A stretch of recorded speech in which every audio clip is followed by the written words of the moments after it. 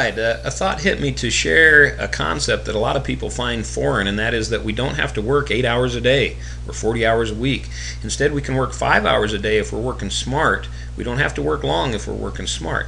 And this represents a chart of a ETF that we got in back here on September 1st at 36.45, and today it's trading at 42.28, and it was up a little bit higher.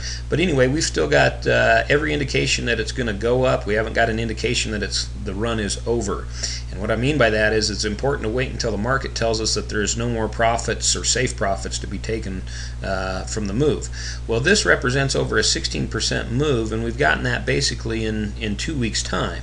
So if you had $100,000 working, for example, you'd made 16,000 bucks in 2 weeks, or the market would have made it for you. And how does that happen? Well, it happens because you know what to look at, and you put about 5 minutes in per day.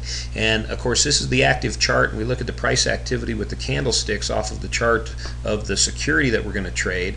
But if you look at the S&P 500, this is a chart of the S&P 500. It looks real similar, slightly different than the ETF.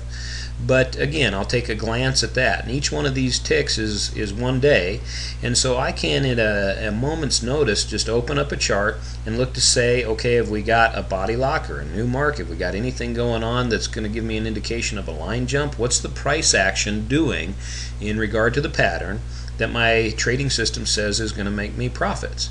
And I can glimpse that real quick within 5 minutes. The only other thing that I look at is a breadth indicator, and I want to just glance at what the total market's doing in regard to, is money flowing into or out of the market in general. Which direction is money flowing? Because if money's flowing in, there's going to be buyers bringing money to the table. Buying pressure makes prices go up.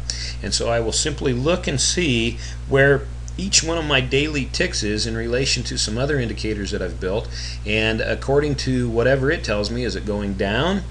Is it below this line? Is it going up? Is it above this line? Then I'll know which fund to look at. And assuming I know what this breadth indicator is going to tell me, then I'll know which side of the market to consider trading. And when I do that, for example, here's a leveraged ETF that we happen to be in right now. And I can literally, within a 5-minute period, every day or every evening, and set up my orders for the next day. I simply move my stop according to what price action says in the system.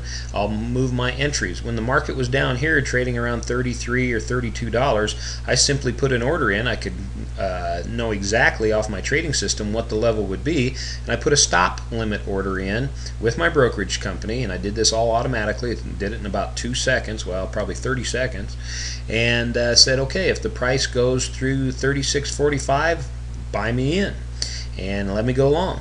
And that's what's happened, and I've held it all this while, and we've made about 16%. And I do that every day for about 5 minutes, literally, and that's all you need to do as far as a time investment.